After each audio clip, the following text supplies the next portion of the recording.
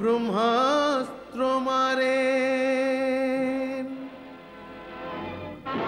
পাপীর সঙ্গ দেন এই কারণে, মারা গেলেন নির্দোষ প্রাণ।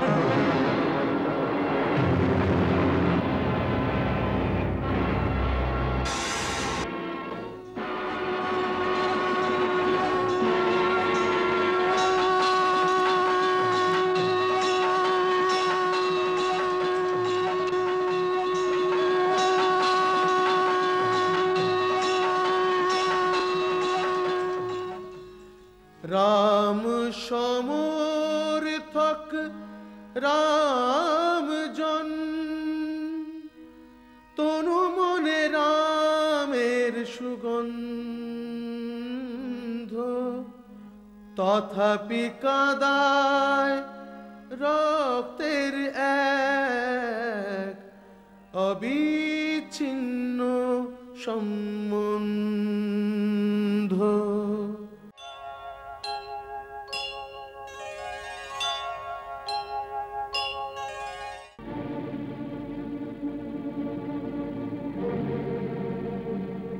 এই অসম্ভব সম্ভব কি করে হলো?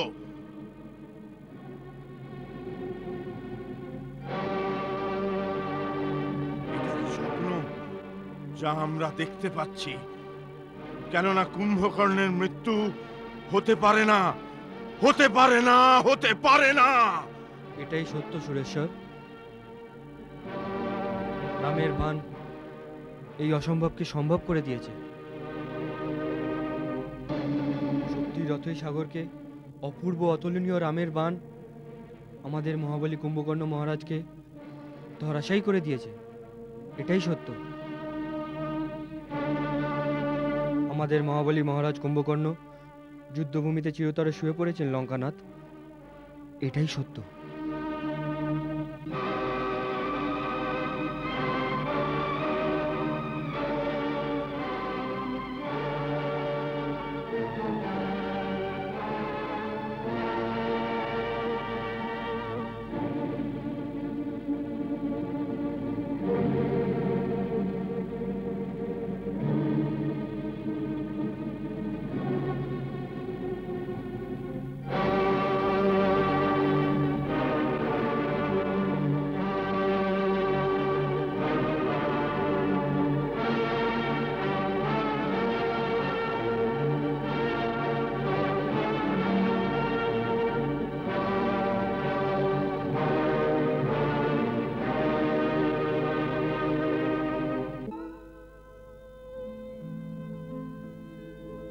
আজ রাবণের ডান হাত কেটে পড়ে গেল।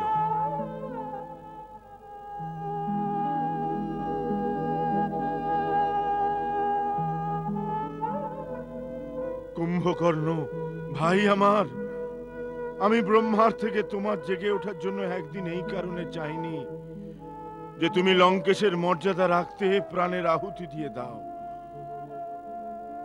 আজকে তুমি দশানন রাবণের অটল বিশ্বাসের মূলকে নাড়িয়ে দিয়েছ কুম্ভকর্ণ, নাড়িয়ে দিয়েছ।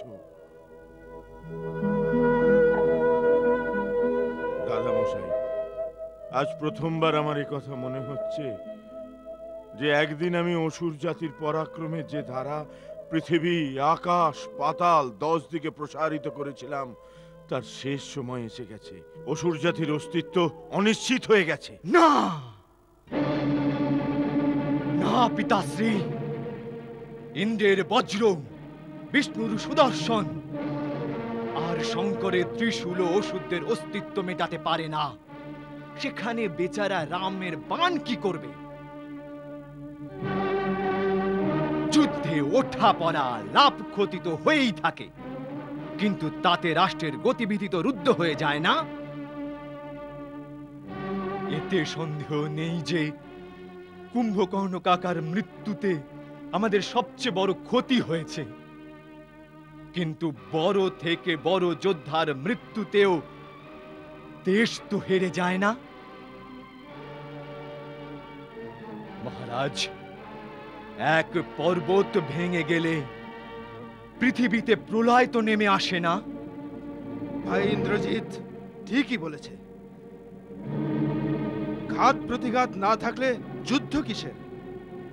গভীর থেকে গভীরতর আঘাত যোদ্ধাদের হাসতে হাসতে সহ্য করতে হয়। বীরদের চোখে অশ্রু নয়, ক্রোধাগ্নি ছড়া উচিত, তাহলেই শত্রুদের বল কমে যায়।